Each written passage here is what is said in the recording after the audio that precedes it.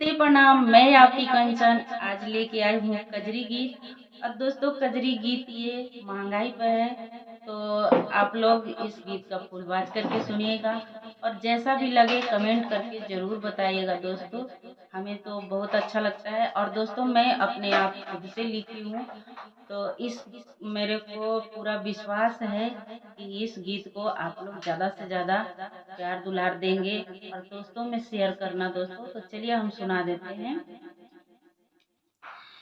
कि हरे रमा बहुते सतावे महंगाई जियल नहीं जाई रे हरी। कि हरे रमा बहुते सतावे महंगाई जियल नहीं जाई रे हरी।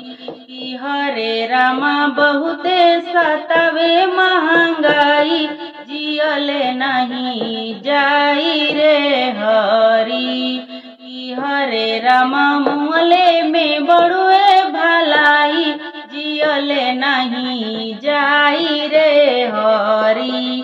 कि हरे रामा मुअले में बड़ुए भलाई जियल नहीं जाई रे हरी।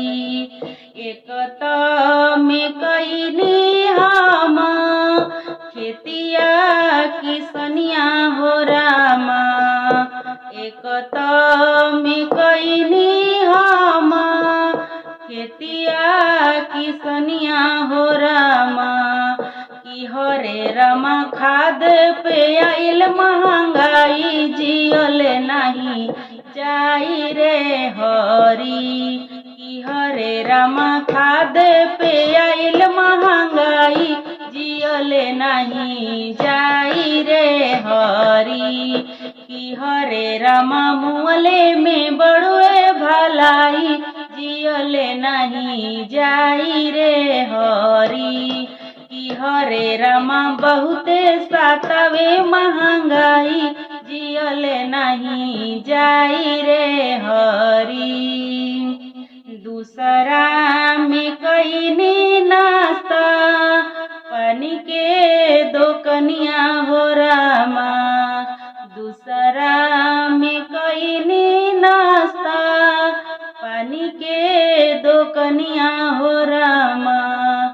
कि हरे रामा आलू पियाज महंगाइल जियल नहीं जाई रे हरी। कि हरे रामा आलू पियाज महंगाइल जियल नहीं जाई रे हरी। कि हरे रामा मुअले में बड़ुए भलाई जियल नहीं जाई रे हरी।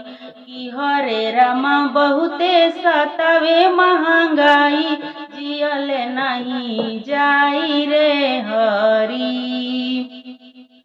तीसरे में सोचनी हम चली परदेसवा हो रामा। तीसरे में सोचनी हम चली परदेसवा हो रामा। कि हरे रामा रेलिया टिकट महंगाई जियल नहीं जाई रे हरी।